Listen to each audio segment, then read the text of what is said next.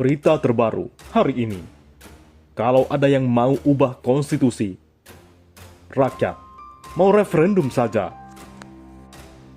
Di lain sisi, Kapolri minta masyarakat yang belum vaksin dilarang masuk pusat aktivitas ekonomi. Di lain sisi, jika jabatan presiden 3 periode, SBY bisa turun gunung melawan Jokowi. Di lain sisi, data Jokowi bocor jadi sorotan. Fadlizon, kalau ada yang mau ubah konstitusi, kita referendum saja. Anggota DPR RI Komisi 1 Fadlizon memberi tanggapan terkait wacana amandemen Undang-Undang Dasar 1945 yang kini sedang hangat diperbincangkan. Seperti diketahui, isu ini mulai muncul kembali setelah Partai Amanat Nasional PAN menjadi koalisi Presiden Joko Widodo. Saya usul, kalau ada yang mau ubah konstitusi, kita referendum saja, ujarnya kepada Gempi.co, Jumat 3 September. Bukan tanpa alasan, Fadlizon mengatakan bahwa amandemen 3 periode memerlukan keputusan yang besar, sebab tanah air bukan dimiliki segelintir orang saja. Indonesia bukan milik segelintir orang. Masa depan Indonesia milik seluruh rakyat, tandasnya. Di sisi lain, politikus PKS Mardhani Alisera menilai bahwa amandemen bukan suatu yang haram, karena evaluasi harus terus dilakukan. Akan tetapi, dalam kondisi isu 3 periode sudah berkembang serta pertimbangan koalisi dan oposisi yang jomplang, ide amandemen amat berbahaya, kata Mardhani. Tidak hanya itu, menurutnya COVID-19 menjadi salah satu alasan yang menyulitkan orang-orang untuk beradu argumen dan membahas terkait amandemen 3 periode tersebut. Belum lagi, di masa pandemi, kita tidak bisa optimal mengadu argumen. Diskursus yang berkualitas pun tidak terjadi. Dirinya lantas mengatakan bahwa ada 2 syarat untuk mengubah konstitusi atau melakukan amandemen. Elitnya bijak, tidak berpikir untuk kelompok, apalagi kepentingan pribadi. Kemudian, rakyatnya cerdas. Oleh sebab itu, perlu waktu yang panjang untuk berdialog, katanya. Salah satu contohnya, menurut Mardhani Alisera, yakni revisi Undang-Undang KPK dan Omnibus Law. Konsultasi dan diskursus publiknya tidak terjadi dengan baik. Jika ini dipaksakan, kian membuat masyarakat terpendam. Oleh karena itu, jika jabatan presiden 3 periode, SBY bisa turun gunung melawan Jokowi. Wacana amandemen Undang-Undang Dasar 1945 yang mengarah aturan penambahan masa jabatan presiden 3 periode kembali memanas. Jika wacana itu terjadi, peluang presiden ke-6 Susilo Bambang Yudhoyono SBY bisa maju kembali. Menanggapi hal itu, Wakil Sekretaris Jenderal Wasekjen Partai Demokrat Jansen Sintindaun menegaskan SBY sudah jelas tidak akan maju lagi sebagai capres. Kalau Pak SBY sudah clear, tidak akan maju sebagai capres lagi. Case close, kata Jansen. Seperti diketahui, SBY bisa maju lagi sebagai calon presiden jika periode masa jabatan presiden jadi ditambah menjadi 3 periode.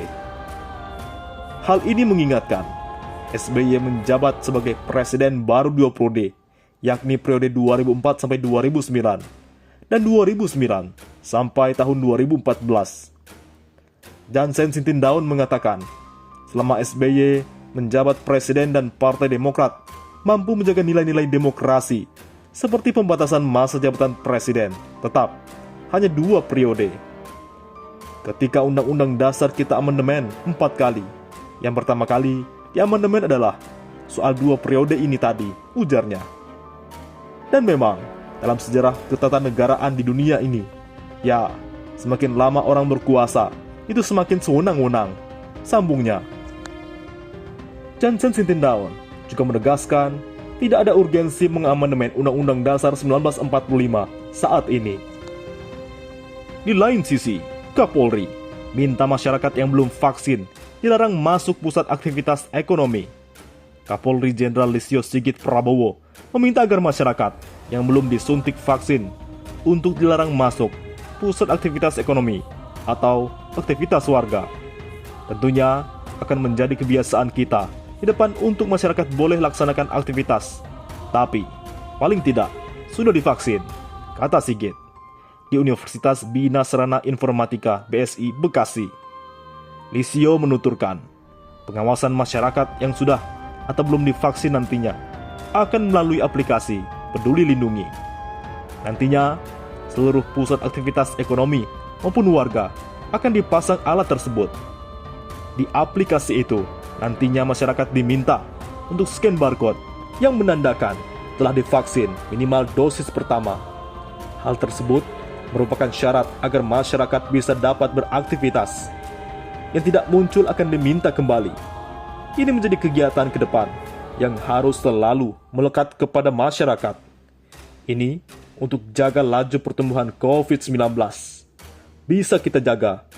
Di satu sisi, pertumbuhan ekonomi, pelonggaran masyarakat untuk melaksanakan aktivitas bisa berjalan, ujar dia. Ia menuturkan, kebijakan ini merupakan salah satu upaya agar menekan angka penularan COVID-19 di tengah pelonggaran aktivitas warga.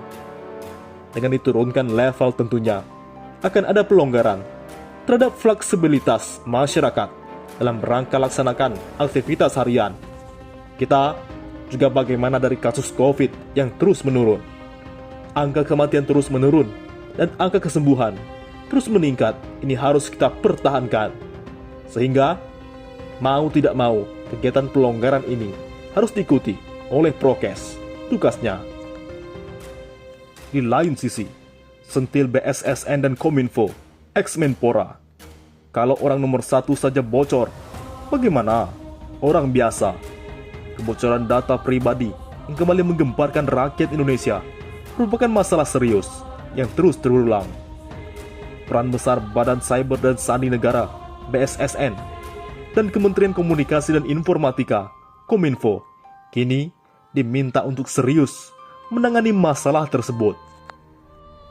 Pengamat telematika, Roy Suryo, mengurai bahwa negeri ini pernah heboh dengan data pribadi 1,3 juta rakyat yang bocor melalui aplikasi e-Hajj yang sebelumnya digunakan untuk melakukan verifikasi, tes and trace penumpang selama bepergian.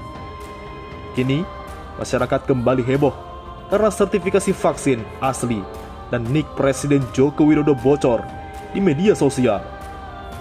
Kominfo mengurai bahwa akses pihak-pihak tertentu terhadap sertifikasi vaksin COVID-19 Presiden Joko Widodo dilakukan menggunakan fitur pemeriksaan sertifikat vaksinasi COVID-19 yang tersedia pada sistem Peduli Lindungi.